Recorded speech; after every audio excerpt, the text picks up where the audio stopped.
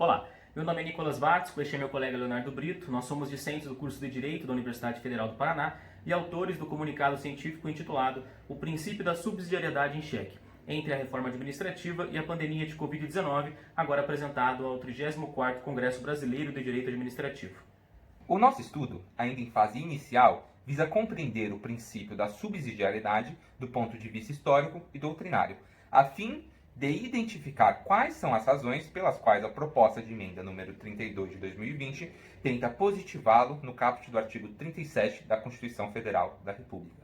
Segundo o professor Gilberto Bercovitch, o princípio da subsidiariedade nasce atrelado ao regime fascista, porquanto posto e colocado no item 9º da Carta del Lavoro, em que pesa a argumentação de que teria sido o Papa Pio XI o criador do princípio da subsidiariedade, positivando na encíclica 40º ano, como bem demonstra o professor já referido, quem criou de fato o princípio foram os fascistas, e Pio XI somente o parafraseou dentro de um contexto religioso. No Brasil, também percebemos similitudes entre o princípio da subsidiariedade e contextos autoritários, vez que existente o princípio na Constituição de 1937, a polaca, escrita por Francisco Campos, seja por sua positivação na Constituição de 1967, escrita por Carlos Medeiros, discípulo de Francisco Campos. Diante do que pesquisamos até agora, constatamos que novamente parcela da doutrina administrativista tenta emplacar o princípio da subsidiariedade na Constituição brasileira, agora legitimando a sua positivação no caput do artigo 37.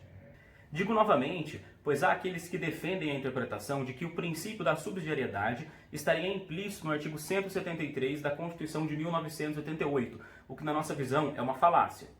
Isso porque o que está presente nesse dispositivo não se trata de subsidiariedade do Estado em relação ao setor privado, mas sim de uma submissão da administração à lei, a qual estabelece as suas formas de atuação, como por exemplo em caso de relevante interesse coletivo. Por conseguinte, uma das hipóteses do nosso trabalho é de que a adoção do princípio da subsidiariedade afetaria os serviços públicos mais essenciais à população no Brasil, porque se inverteria a lógica de prestação pública para a lógica de auxílio público. Neste quadro, como o princípio da subsidiariedade preceitua que o Estado só deve atuar quando o mercado não possa atuar, existirá no Brasil, caso se positive tal princípio, uma verdadeira voucherização dos serviços públicos. Assim, além de vislumbrar consequências práticas para a administração, temos a conclusão parcial prévia de que o princípio da subsidiariedade incorre em vício de inconstitucionalidade, como já vem sendo dito há anos por Emerson Gabardo. Essa inconstitucionalidade, por sua vez, decorre da sua inadequação ao modelo de Estado social